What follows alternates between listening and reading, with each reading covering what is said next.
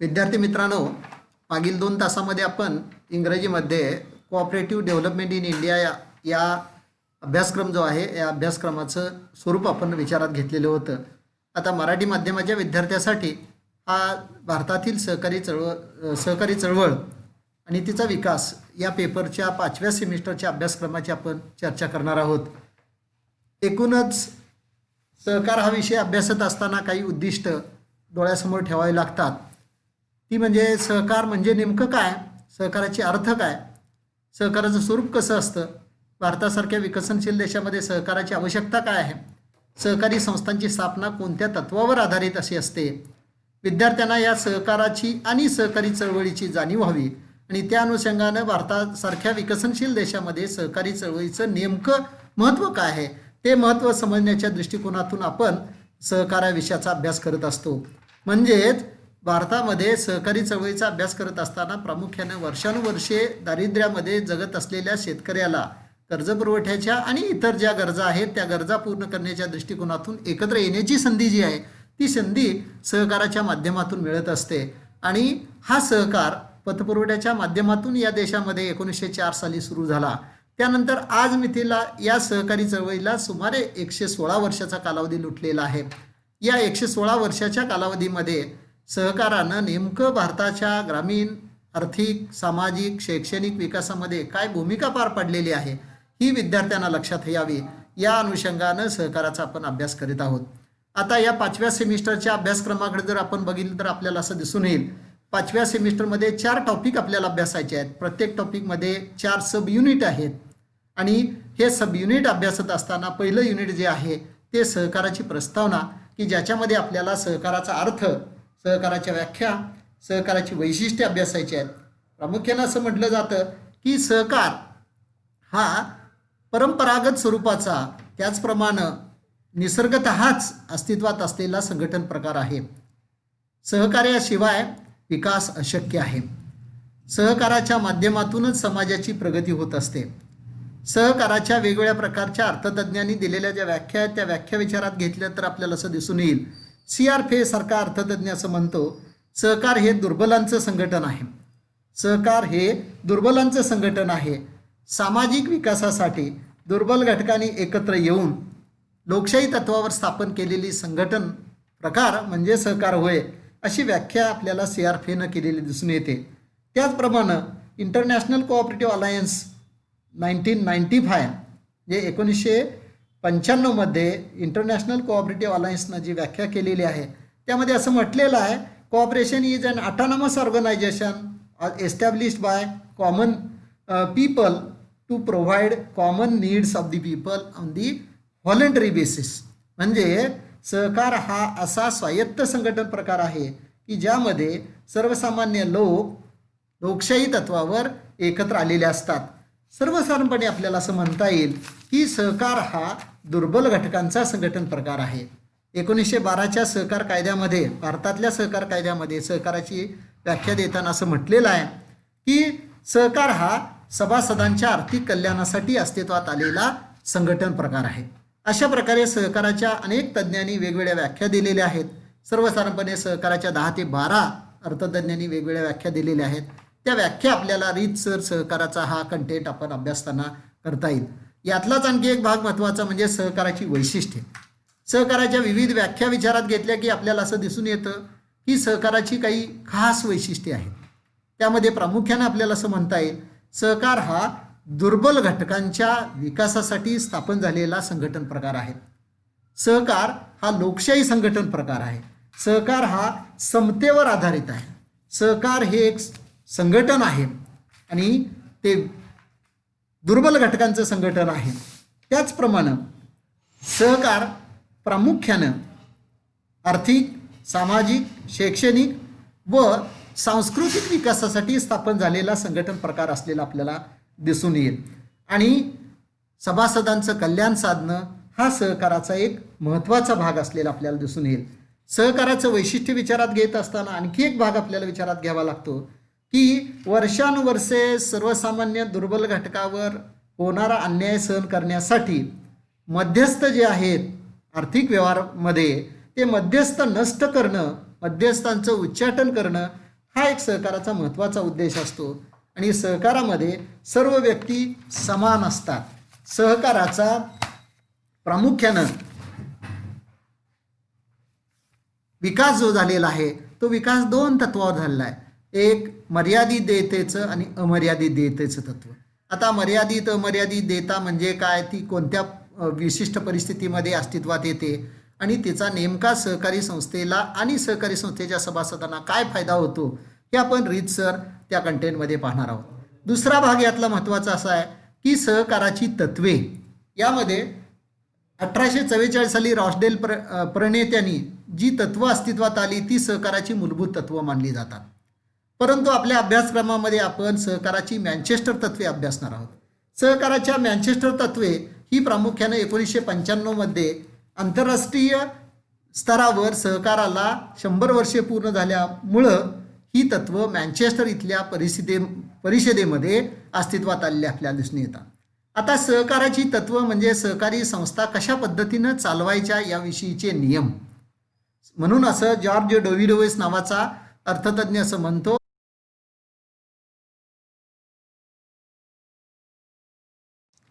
George डोविडोवेस यानं सहकाराच्या तत्वांचा अर्थ सांगताना असं म्हटलेलं आहे की सहकारी संस्थांच्या वागणुकीचे नियम म्हणजे सहकार होय. आता सहकारी संस्थांची ही जी तत्व आहेत ही तत्व रॉसडेल पायोनियर्सपेक्षा थोडीशी वेगळी मँचेस्टर तत्व म्हणून ओळखली जातात. याच्यामध्ये पहिलं तत्व आहे की खुलं आणि स्वेच्छेचं सभासदत्व. सहकारी संस्थांचं सभासदत्व मिळवताना कोणत्याही प्रकारची सक्ती केली जात नाही, ते स्वेच्छेनं व्यक्तीला स्वीकारता येतं. हा साधा अर्थ सहकारी तत्वाच्या स्वेच्छेच्या आणि खुल्या सभासदत्वात असलेलं दिसून येईल. दुसरं तत्व असं सांगितलं जातं सभासदांचं लोकशाही नियंत्रण. सहकारी संस्थावर नियंत्रण ठेवण्याचं काम सहकारी संस्थेचे सभासदच अधिक चांगल्या प्रकारे करू शकतात, असा या तत्वाचा साधा अर्थ असलेला दिसून येईल. कोणत्याही देशामध्ये किंबहुना भारतासारख्या विकसनशील देशामध्ये सहकारी संस्था अधिक चांगल्या प्रकारे चालवायच्या असतील तर सभासदांचं सहकारी संस्थावर कंट्रोल असणं गरजेचं आहे, नियंत्रण असणं गरजेचं आहे. आणि हे नियंत्रण प्रामुख्यानं कोणत्याही प्रकारच्या सहकारी संस्थेमध्ये वार्षिक सर्वसाधारण सभेमध्ये प्रत्येक सभासदाला मिळालेल्या अधिकाराचा वापर करून ते बजावता येतं. तिसरं महत्त्वाचं तत्व सहकाराचं मँचेस्टर तत्व असं आहे की सभासदांची आर्थिक भागीदारी. सहकारी संस्था या सभासदांच्या असतात, सभासदांच्या कल्याणासाठी त्या काम करत असतात आणि त्यामुळं सहकारी संस्थेच्या प्रत्येक सभासदाचा रोल हा सहकारी संस्थेच्या आर्थिक विकासामध्ये अत्यंत महत्त्वाचा असतो. आणि म्हणून सहकारी संस्थेचा प्रत्येक सभासद हा सहकारी संस्थेच्या आर्थिक व्यवहारामध्ये सहभागीदार असला पाहिजे, असा या तत्वाचा अर्थ दिला जातो. सहकारी संस्थेच्या आर्थिक व्यवहारामध्ये सभासदाची भागीदारी निर्माण झाल्यामुळं सहकारी संस्थेचा विकास होत असतो. चौथं तत्व आहे ते म्हणजे स्वायत्तता आणि स्वातंत्र्य. सहकारी संस्था या स्वायत्त असतात आणि स्वतंत्रपणे त्या काम करत असतात. त्यांना सहकारी संस्थेच्या विकासासाठी वेगवेगळ्या प्रकारच्या नियमांची पोटनियमांची अंमलबजावणी करता येते, पोटनियम तयार करता येतात. सहकारी संस्थेच्या कार्यप्रणालीमध्ये सहकारी संस्थेचा प्रत्येक सभासद आणि सहकारी संस्थेचे पदाधिकारी हे स्वेच्छेनं आणि त्याचप्रमाणे स्वायत्ततेने काम करू शकतात.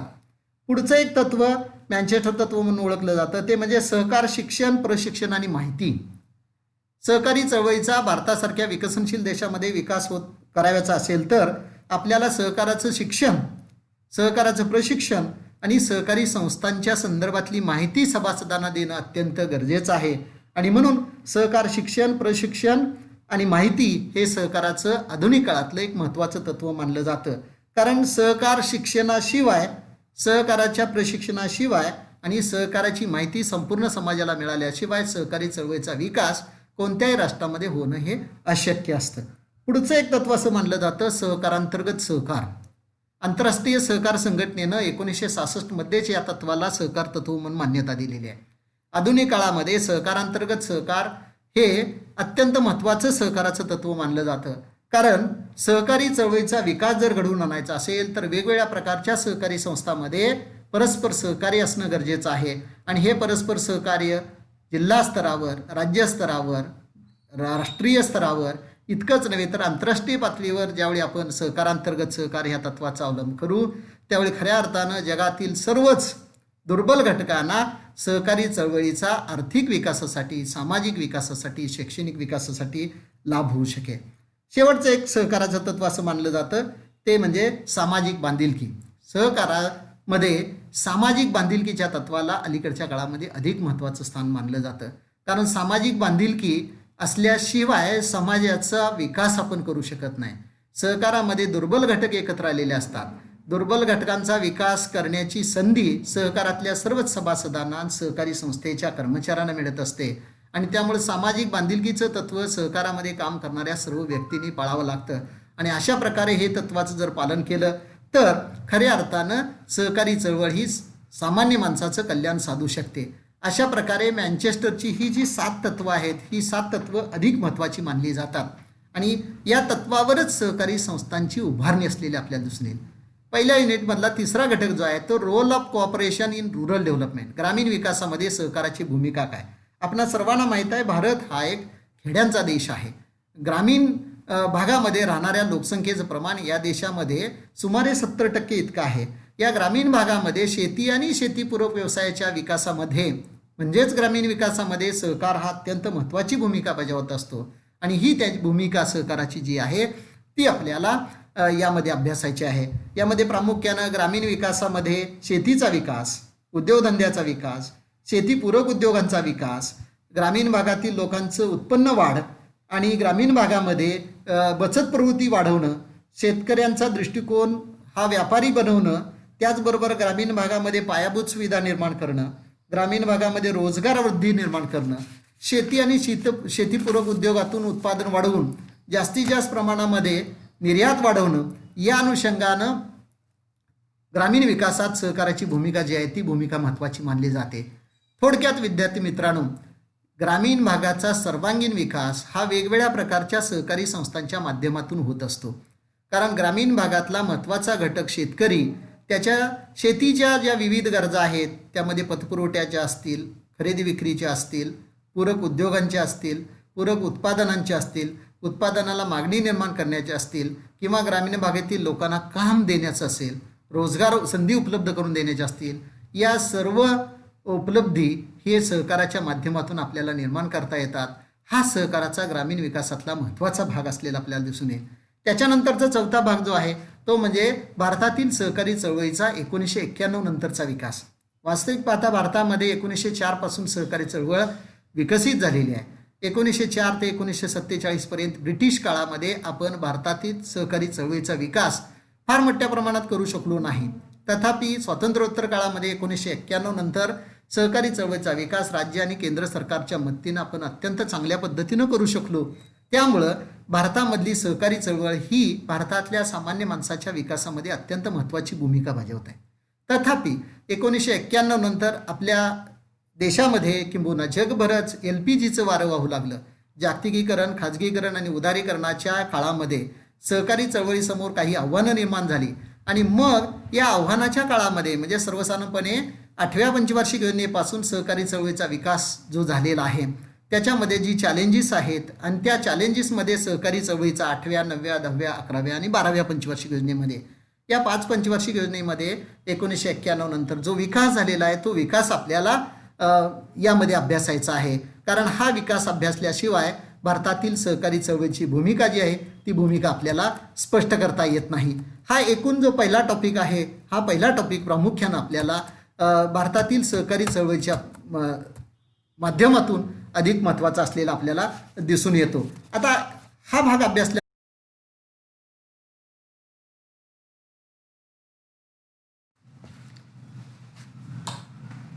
5व्या सेमिस्टरचा दुसरा जो टॉपिक आहे तो दुसरा टॉपिक सहकारी पतपुरवठा संस्था. आपणास यापूर्वी मी सांगितल्याप्रमाणे भारतासारख्या कृषीप्रधान देशामध्ये पतपुरवठा हा शेती विकासातला अत्यंत महत्त्वाचा घटक असलेला आपल्याला दिसून येईल. किंबहुना भारताच्या सर्वांगीण उन्नतीसाठी वेगवेगळ्या क्षेत्रांना पतपुरवठा सहकारी तत्वावर केला जाणं हे अत्यंत महत्त्वाचं असलेलं आपल्याला दिसून येईल. कारण दुर्बल घटकांची संख्या, दारिद्र्यरेषेखाली जीवन जगणाऱ्या लोकांची संख्या या देशामध्ये आजही मोठ्या प्रमाणावर असलेली आपल्याला दिसून येईल. 1904 साली ज्यावेळी भारतात सहकारी चळवळ स्थापन झाली ती प्रामुख्यानं पतपुरवठ्याच्या माध्यमातून स्थापन झालेली आपल्याला दिसून येईल. प्रामुख्यानं यामध्येही शेतकऱ्यांना कर्जपुरवठा करण्यासाठी कृषी पतपेढ्यांची निर्मिती आपण 1904 पासून करीत आहोत आणि केलेली आहे. आणि हा जो सहकारी पतपुरवठा संस्थांचा प्रकार आहे तो प्रकार आपल्याला अधिक महत्त्वाचा आपल्याला मानावा लागतो. आता सहकारी पतपुरवठ्याची रचना कशी आहे हे प्रामुख्यानं भारतासारख्या कृषीप्रधान देशामध्ये शेती क्षेत्र आणि उद्योग क्षेत्राला जो कर्जपुरवठा लागतो तो कर्जपुरवठा कशा प्रकारचा आपल्याला आवश्यक आहे त्याच्यावरती अवलंबून असलेलं दिसून सर्वसाधारणपणे आपल्याला असं दिसून येतं की शेती क्षेत्रासाठी अल्प मध्यम आणि दीर्घ मुदतीचा कर्जपुरवठा आवश्यक असतो. आणि हा शेतीचा कर्जपुरवठा करण्याच्या दृष्टिकोनातून सहकारी चळवळ जी आपल्या देशामध्ये 116 वर्षापूर्वी स्थापन झालेली आहे त्या कृषी क्षेत्राच्या पतपुरवठ्यासाठी अल्प मध्यम आणि दीर्घ मुदतीचा कर्जपुरवठा सहकारी पतपुरवठा संस्था कशा पद्धतीनं करतात ते आपण पाहणं गरजेचं ठरतं. प्रामुख्याने अल्प आणि मध्यम मुदतीचा कर्जपुरवठा करण्यामध्ये प्राथमिक सहकारी कृषी पतपेढ्या, जिल्हा मध्यवर्ती सहकारी बँका आणि राज्य सहकारी बँका या कार्य करीत असलेल्या आपल्याला दिसून येतात. त्याचप्रमाणे दीर्घ मुदतीचा कर्जपुरवठा करण्यासाठी प्रामुख्यानं राज्य सहकारी भूविकास बँका की ज्याचं नाव आता राज्य कृषी व ग्रामीण विकास बँका, प्राथमिक कृषी व ग्रामीण विकास बँका अशा पद्धतीनं केलेलं आपल्याला दिसून येतं. म्हणजेच सहकारी पतपुरवठ्याची रचना ही प्रामुख्यानं शेती क्षेत्राला अल्प मध्यम मुदतीचा कर्जपुरवठा करणाऱ्या सहकारी संस्था आणि दीर्घ मुदतीचा कर्जपुरवठा करणाऱ्या सहकारी संस्था यांच्यामध्ये विभागलेली आपल्याला दिसून येते. अल्प आणि मध्यम मुदतीचा कर्जपुरवठा करण्यामध्ये प्राथमिक कृषी सहकारी पतपुरवठा संस्था सर्वात तळाला असतात कारण त्या शेतकऱ्याशी संबंधित असतात. जिल्हा मध्यवर्ती सहकारी संस्था असतात तर सर्वात वरती राज्य सहकारी बँका असतात. आज मितीला भारतामध्ये 31 राज्य सहकारी बँका, 550 जिल्हा मध्यवर्ती सहकारी बँका आणि सुमारे 95,000 पॅक्स कार्य करीत असलेले आपल्याला दिसून येतात. त्याचप्रमाणे दीर्घ मुदतीचा कर्जपुरवठा करण्यासाठी राज्य कृषी व ग्रामीण विकास बँका राज्य स्तरावर आणि त्यांच्या शाखा जिल्हा स्तरावर असतात आणि प्राथमिक कृषी व ग्रामीण विकास बँका ह्या प्रामुख्यानं तालुका स्तरावर कार्य करीत असलेले आपल्याला दिसून येतात. हे सहकारी पतपुरवठ्याचं स्ट्रक्चर आपण विचारात घेणं गरजेचं ठरतं. यानंतरचा भाग महत्त्वाचा येतो तो म्हणजे प्राथमिक कृषी सहकारी पतपुरवठा संस्था आणि कृषी इतर पतपुरवठा सहकारी संस्था किंवा बिगर कृषी पतपुरवठा सहकारी संस्था त्यांची रचना कशी आहे. प्रामुख्यानं मी आत्ता तुम्हाला सांगितल्याप्रमाणे प्राथमिक कृषी सहकारी पतपुरवठा संस्था हे शेतकऱ्यांचं संघटन असतं. प्रत्येक खेड्यामध्ये ही संस्था स्थापन झालेली असते. खेड्यातील सर्व शेतकरी एकत्र येऊन आपल्या गरजा ज्या आहेत त्या गरजा विचारात घेऊन पॅक्सची निर्मिती करतात आणि ही निर्मिती प्रामुख्यानं शेतकऱ्यांनी केलेली असल्यामुळं शेती विकासामध्ये विविध प्रकारची कार्ये या संस्था करीत असलेल्या किंवा पॅक्स करीत असलेल्या आपल्याला दिसून येतात. प्रामुख्यानं ही पॅक्स ग्रामीण भागात कार्य करीत असल्यामुळं ग्रामीण भागातील शेतकऱ्यांच्या कर्जाच्या गरजा पूर्ण करणं, खते, बी बियाणं, जंतुनाशकांचा पुरवठा करणं, मार्गदर्शन करणं, त्यांचा जो शेतमाल आहे तो शेतमालाची साठवणूक करणं, विक्री करणं, योग्य ते मार्गदर्शन करणं, कर्जाची हमी देणं या सर्व कार्यांचा समावेश या प्रामुख्यानं पॅक्सच्या कार्यामध्ये होतो. भारतामध्ये 1951 पासून या प्राथमिक कृषी पतपेढ्या अत्यंत चांगल्या पद्धतीनं कार्य करीत असलेल्या आपल्याला दिसून येतात. तथापि ग्रामीण भागामध्ये शेती व्यवसायाला दिलेलं कर्ज वेळेवर परत न मिळाल्यामुळं आणि ग्रामीण भागातील सभासदांनी पॅक्सच्या कार्याकडं किंबहुना पॅक्सच्या उन्नतीकडं फारसं लक्ष न दिल्यामुळं पॅक्ससमोर आज अनेक प्रश्न निर्माण झालेले आपल्याला दिसून येतात. त्याचप्रमाणे बिगर कृषी पतपुरवठा सहकारी संस्था आजही आपल्याला ग्रामीण भागामध्ये कार्य करीत असलेल्या आपल्याला दिसून येतात. आणि ह्या बिगर कृषी पतपुरवठा संस्था शेतीशिवाय इतर कारणासाठी मग उद्योजक असतील यांना अशा पद्धतीनं कर्जपुरवठा करीत असलेले आपल्याला दिसून येतात. आणि म्हणून ह्या दोन्ही संस्थांचा रोल हा जो आहे तो अधिक महत्त्वाचा मानला जातो. उरलेला भाग आपण